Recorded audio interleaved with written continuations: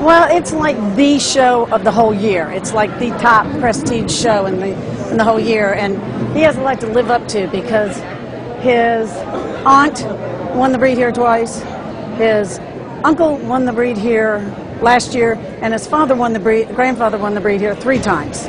So he's got a lot to live up to. Yeah.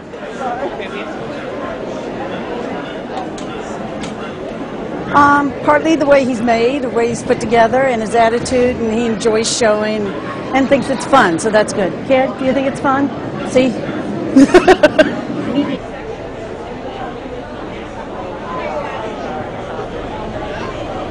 Her mother actually won Best of Breed here in 2009, so we're hoping to make it a second generation win. But she loves the show and she knows it's her job.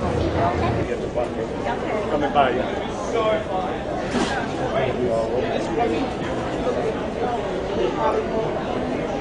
Thank you very much. But yes, this is Al, and last year he showed and got an award of merit.